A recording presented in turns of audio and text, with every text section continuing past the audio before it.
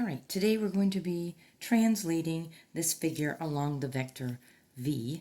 I have the point at the beginning of our vector, and I have the point at the end. I'm going to say that's VE, and this is VB, okay? I have point A on my figure. I'm going to ignore the other two and just worry about point A for now.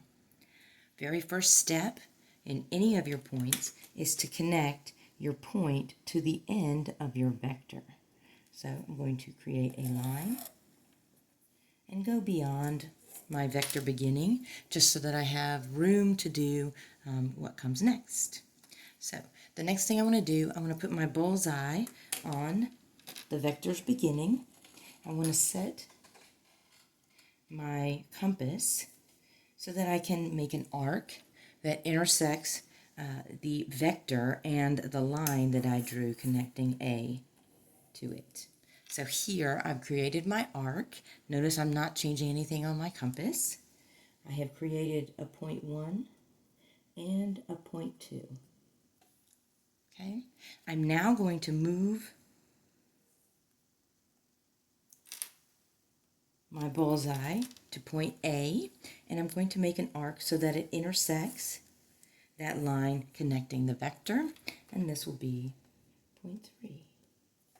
Okay, I'm now going to take my compass and I'm going to place it on point 1 and measure to point 2. I'm finding the distance between these 2 points. I'm going to move it to point 3 and make an arc. Where this first arc and the second arc intersect is point 4. I can now take these 2 points and connect them, and if I did it correctly, hopefully,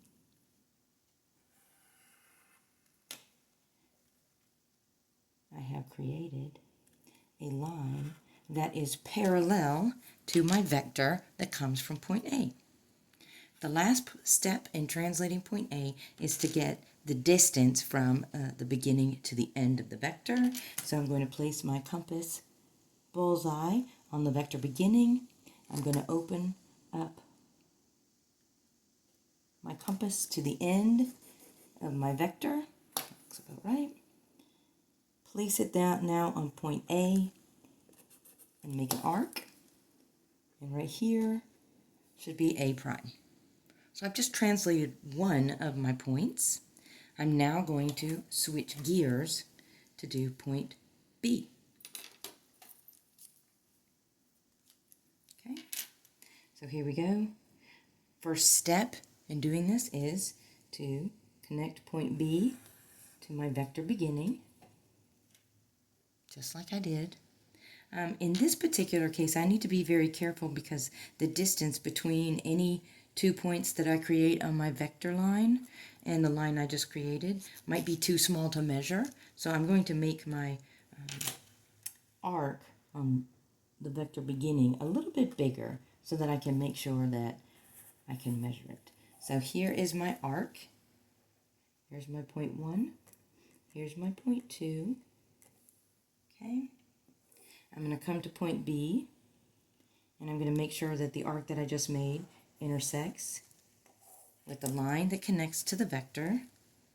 So this will be point 3. I'm now going to measure the distance between point 1 and point 2.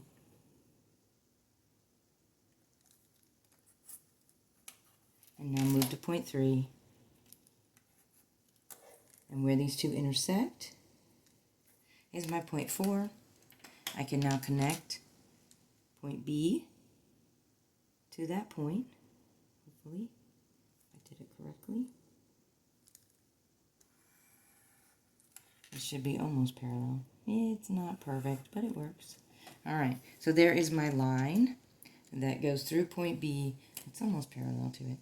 And now I just need to measure the distance of my vector by using my compass, setting it to the end,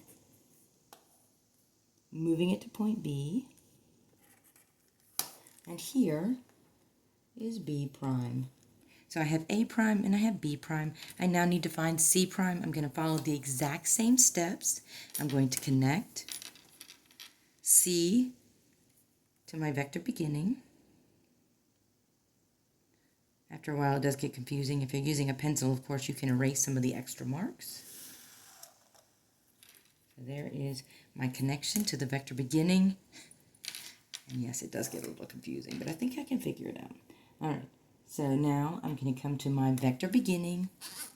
I'm going to set my compass so that I make an arc between the line that I created from point C and the vector. So that's point 1, and that would be point 2. I then move to point C, and I'm going to create my arc. Here's my point 3. All right, now I'm going to measure the distance between point 1 and point 2. Oops, that's not quite long enough. There we go, that's better. And then come to point 3. And right here should be my point 4. I can connect C and point 4. And hopefully I have a parallel line again. Right? Like that. All right, so now I've created my parallel line. I need to get my distance from the vector beginning to the vector end. Let's see, there we go. Come down to point C. And here should be my C prime. So let's see, did I create a congruent figure with the same size and same shape? So I'm connecting my A prime to B prime, A prime to C prime, and B prime to C prime. And what do we think? Did we have a congruent triangle ABC being congruent to triangle A prime, B prime, C prime?